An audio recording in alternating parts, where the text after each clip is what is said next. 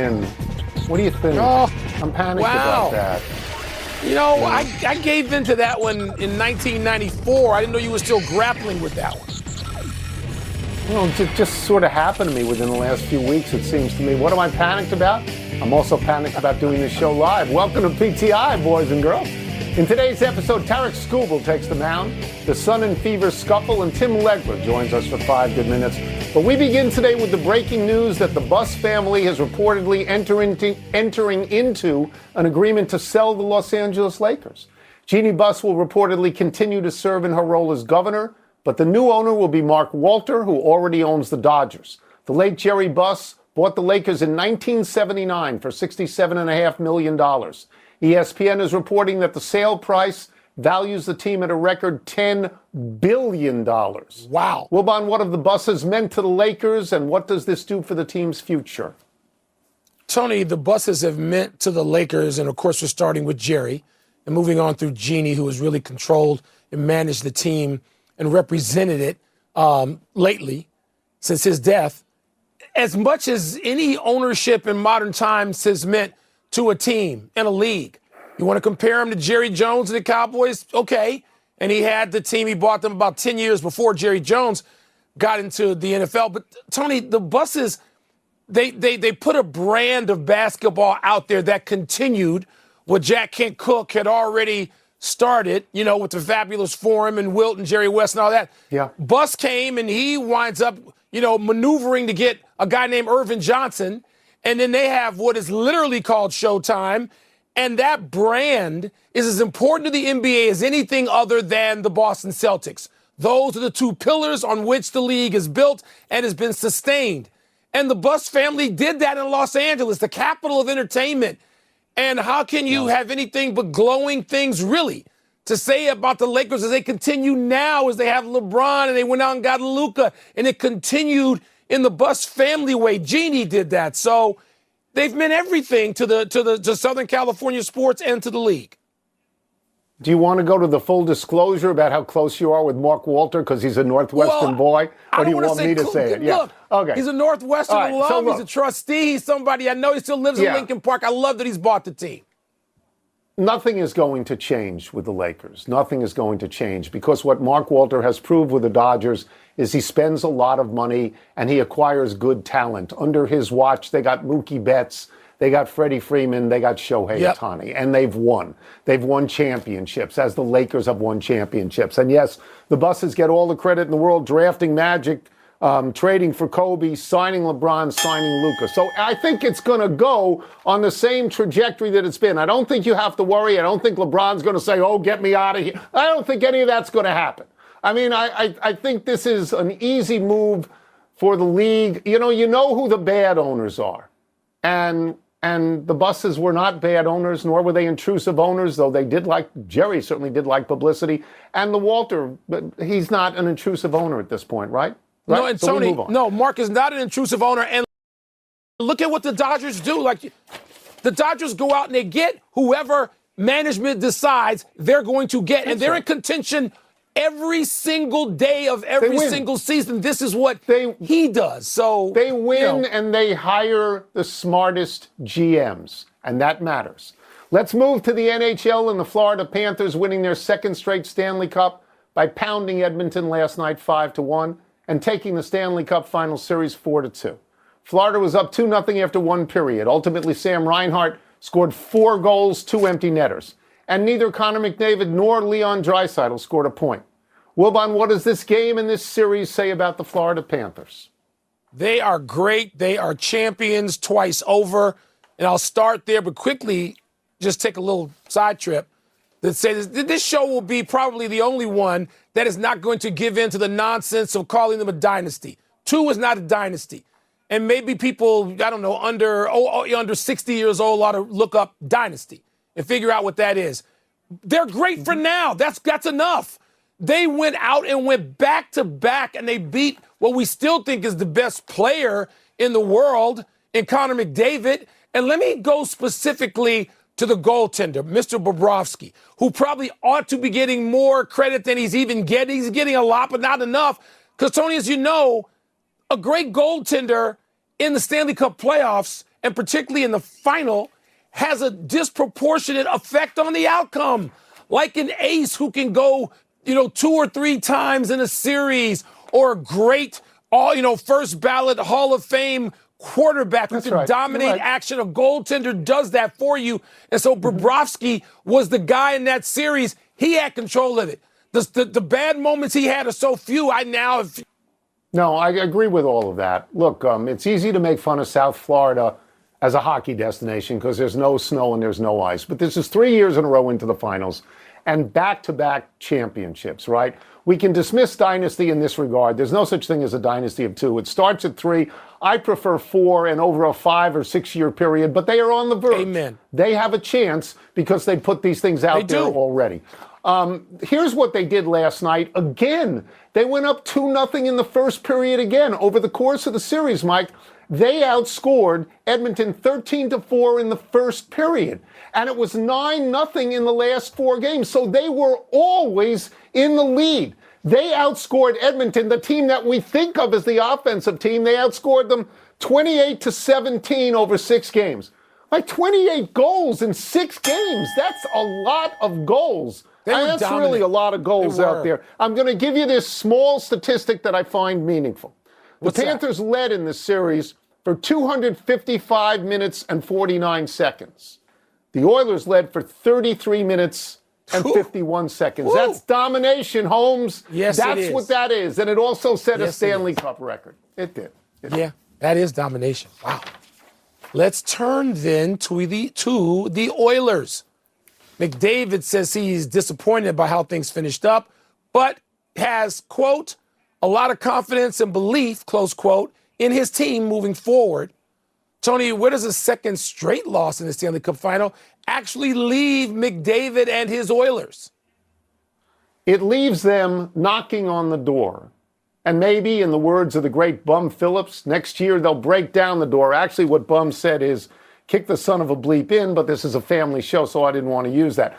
Mike, I don't believe there's any particular reason to get off the Oilers now. I don't believe that they are necessarily receding.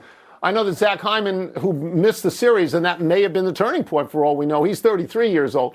But Connor McDavid is 28, and Leon Draisaitl is 29. They are in their prime at the moment, and don't forget, they just went to the Stanley Cup Finals 2 years in a row. I mean, okay, Florida was better, but they were right next to Florida. So I think the long-term bet is still Connor McDavid to win one of these things. Tony, I would stay with them as well, but they need some help. And how about I specify younger help? The Oilers are the oldest team in the NHL. That usually can continue to work if you've won and you keep an old group together. We've seen that in both the NHL and NBA. But they haven't won. And to break through, they're going to have to go out and get somebody. Oh, maybe they start with goaltender. Not that you necessarily want a young goaltender, but they're going to have to be better there late in the Stanley Cup playoffs. I mentioned Bobrovsky, while on the other hand, Edmonton is, shuttling back and forth with their goaltender in the championship series. Not going to work. So, Draisaitl and McDavid are going to need help in that regard. Right. So, the goaltending got them to the finals. It just didn't buoy them in the finals. Look, the larger issue here is Connor McDavid and his greatness, his all-time greatness. He just became the first guy for 9 seasons in a row to score 90 or more points and not win a Stanley Cup. We have talked about this on this show. Does it detract from his all-time stature if he never wins a Stanley Cup? And we both concluded, Mike, that it does. Because in hockey, the true greats have all won it. They've all won it. I'd love to see him win it. And again, I think he is a good long-term bet. A couple of things concern me. In the last 2 games of this series, he scored only 1 point. And last year in Game 7, he did not score. But he and Draisaitl had 33 points each in the playoffs, by far the largest margin of scoring. But let's take a break. Late. Coming up, Tyrese Halliburton says he'll do everything in his power to play in Game 6. But should the Pacers consider playing a healthy substitute instead? We will ask Tim Legler. We're also going to ask Legs what moves, if any, Coach Rick Carlisle might still have left. You know what I wonder about, Mike, with the hockey? Can Florida keep their free agents? Can they sustain this team with these people and do it again? Because Yeah, at some Marshawn point, people say, and I want Bennett. money.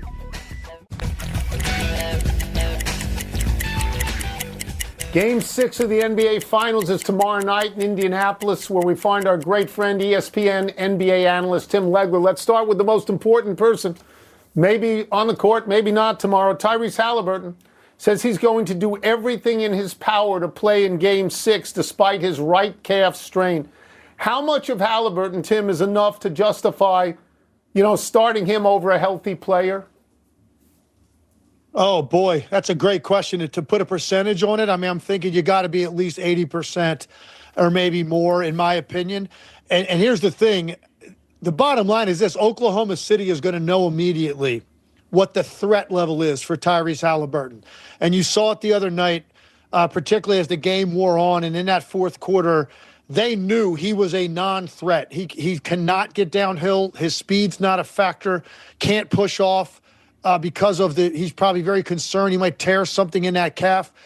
If that's the case, you are better off with a healthy player on the floor because they do have another option. Now, TJ McConnell is not Tyrese Halliburton. No one's going to say that. But TJ McConnell has played very well in this series. He represents quickness. He is a guy that has repeatedly broken their defense down in the minutes he's gotten. So you have to play him more than you did the other night if you want to have a chance, assuming Tyrese Halliburton is less than 80%. And by all accounts, it sounds like that's going to be the case. He did not look like over at the arena today for media availability. He was in a great frame of mind and thinking that this is going to be a quick fix and he's going to be closer to himself by tomorrow night. Tim, that gives me an easy follow-up then to ask you about the Pacers and their crazy number of turnovers in Game 5. I mean, TJ McConnell, as you mentioned, is quite capable. Does that help Indiana, you think, cut down the turnovers against that swarming Oklahoma City defense, or is nothing going to help in that regard? Well, look, they're going to turn you over. The question is, what's an acceptable number? What can you survive? You can't survive 23 turnovers for 32 points. No team can survive that.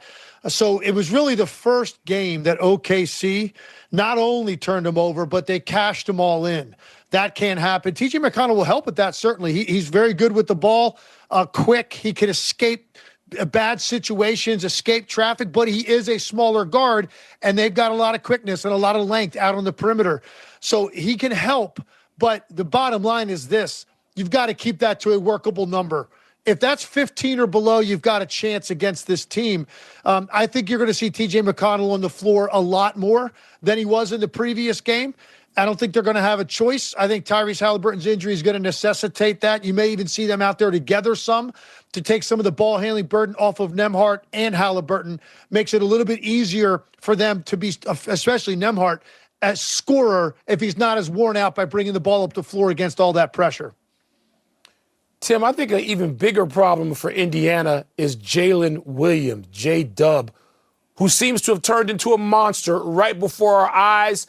You played in the league a long time. You've observed the league a long time. When a guy like this, who's an alleged number 2, becomes this, what do you do about him?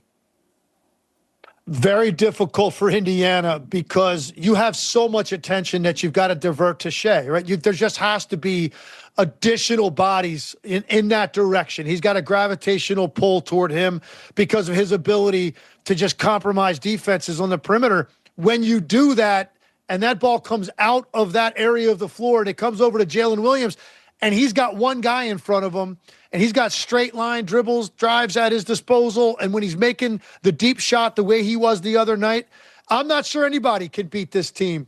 So the key is, can you defend Shea without committing that level of attention to him? Because I think that is giving Jalen Williams just enough extra space to make this look easy.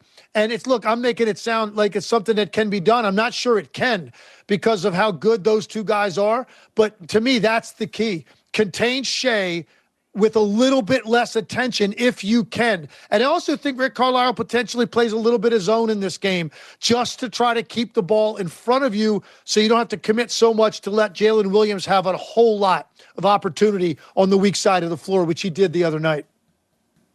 Tim, we'll get you out of here on this. You mentioned Rick Carlisle. He has a reputation for making great adjustments I'm going to ask it straight. What moves do you think he has left, rather than me saying, but he probably has no moves left at this point? So what moves do you think he has left?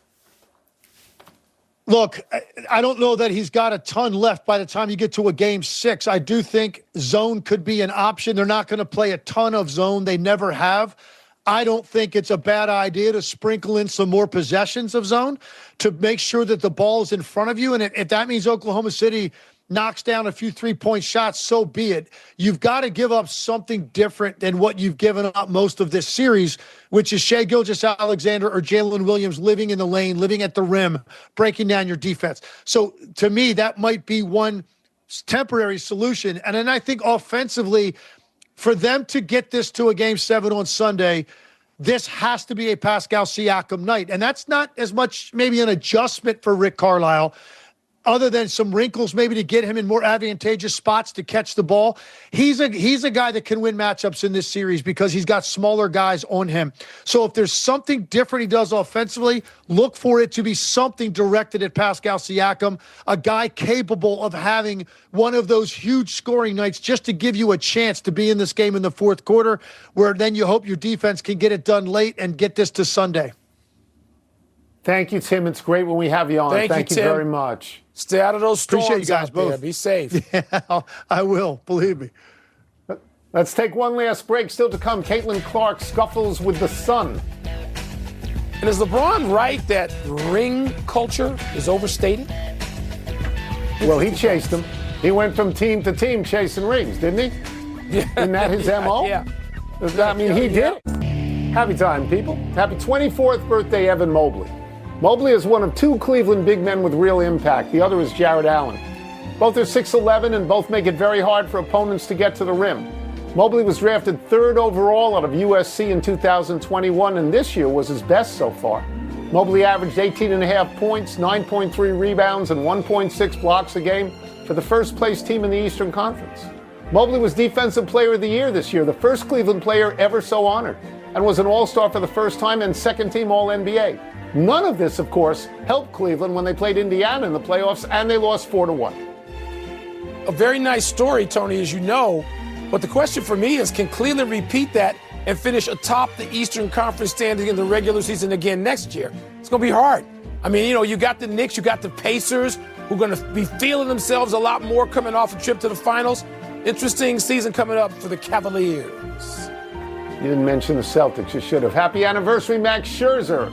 On this day 6 years ago in Washington's World Series season, just one day after breaking his nose in a bunting accident in batting practice, the Nationals ace struck out 10 Phillies in 7 scoreless innings. The Warrior God went 6-0 through 45 innings for the Nats that June, becoming the 4th pitcher since 1920 to post an ERA of 1 or lower with at least 68 strikeouts in a calendar month. Since leaving the Nats, Scherzer has gone to the Dodgers, the Mets, Texas Rangers, where he was on a World Series winner, and now Toronto. He's pitched just 3 innings for the Blue Jays due to a thumb injury, but he's slated for a second minor league rehab start today. Could be back in the bigs before the end of the month. All right, and if he's back in the bigs, like where? Can he help a team? There's so many teams that need a pitcher. Can Max Scherzer, is there a burst left in him to go from August to October? I'm just asking. What do you think? You love him. He can help Toronto. Sure, he can. Toronto. Happy trails to 3 players in last night's Sun Fever game. There was a whole lot of scuffling going on last night between the Sun and the Fever in the 3rd quarter. Refs handed out a flagrant 1 to J.C. Sheldon of the Sun for poking Caitlin Clark in the eye. Technical fouls to Clark for pushing back. Marina Mabry of the Sun for shoving Clark to the floor. And Tina Charles of the Sun, who had rushed into the fray. Then in the final minute of the game, the Fever's Sophie Cunningham earned a flagrant 2 and ejection for her takedown of Sheldon, which Sheldon and teammate Lindsey Allen also tossed as, quote, escalators, unquote. The Fever won the game by 17, will face Lynx in the Commissioner's Cup final on July 1. Yeah, the WNBA is having some growing pains that every league has. And you got to go through them. There's usually no shortcut. And these growing pains have a lot of sidebars to them, Tony. And so we're going to be seeing this a lot. Some people will say, oh, it's not good for the league. Others will say, well, it is because it's publicity. It's growing pains, period. People getting knocked down isn't great. Not getting knocked down isn't great. Let's go to the big finish. Let's do it. The Ravens signed former Packers corner Jair Alexander to a 1-year, $6 million deal. Your thoughts? He said he wanted to go and reunite with his college teammate Lamar Jackson. I understand that. Turned down more money from other teams, apparently. Nick Castellanos was not in the Phillies lineup last night for the first time in 237 games for making an inappropriate comment toward his own manager, Rob Thompson. Does that make sense? Yeah, if the manager has authority, yeah, you got to stand by the manager. He's allowed to do this. LeBron criticized ring culture on his Mind the Game podcast with Steve Nash. Are rings overemphasized? Yes, I agree with the sentiment. He's part of the conversation, right? So how do you square that? I don't exactly know. I'd like to hear more. The Nationals lost their 10th in a row. Fell to the Rockies, got crushed. Second straight night losing to the Rockies. What's up with that? Dreadful. I watched all of it. They gave up 7 home runs, 4 in one inning, 2 different relievers. Awful. Last one, Tarek Skubal's start against the Pirates tonight was rained out. They'll play a doubleheader tomorrow. What do you expect from Skubal? Skubal in the first game, Skeens in game 2 in Detroit. Good night to go to the ballpark. Yeah, we're out of time. We'll try and do better the next time. I'm Tony Kornheiser. Live TV, kids. Ain't nothing like it. I'm Mike Wilbon. Same time tomorrow. Teammate cornerback Jair Alexander. Sources say he gets a 1-year deal worth $6 million. And here's Lamar yesterday campaigning for GM Eric DeCosta to get this move done. Go get him, Eric. I love all our corners, don't get me wrong, but go get him, Eric. Have you gotten a chance to talk to Jair about coming here? Yeah, I hit him up, but you don't know. You never know with Jair. That's my boy, man.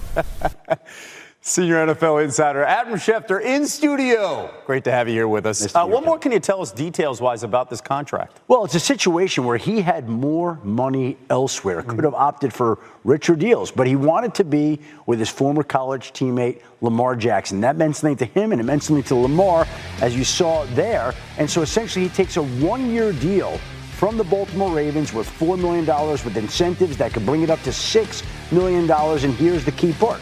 He gets to play in a great defense, surrounded by great players. He's in the last year of his deal. He can become a free agent after the season, test the market at that point in time, and if he does as well as he thinks he can, the Baltimore Ravens win again, because then they'll get a compensatory draft pick the following year. So Jair gets his former college teammate, new home, great organization, and the Ravens get a great player for this year with the hope that maybe he could help them out in future years in the form of a compensatory pick. And the front office pleases their star quarterback, right? Always because of that relationship. By the way, Ravens adding some help to their secondary with the goal of unseating the Chiefs in the AFC. Chiefs minicamp underway here. What can you tell us about where they are with Hollywood Brown? Well, they get him back from the injury, sign him back as a free agent, and you add him with Rashee Rice coming back off injury and with Xavier Worthy entering his second year, and they've got a lot of speed at the wide receiver position. Hollywood Brown is a big addition, getting him back. And let's also remember that they used their first-round draft pick on Josh Simmons to play left tackle and fortify the blind side of Patrick Mahomes to give him more time to hit players like Xavier Worthy with these types of long passes. And that's a big-time addition across the board for the Chiefs. So much speed. Hollywood's career highs came back in 2021 when he was with the Ravens.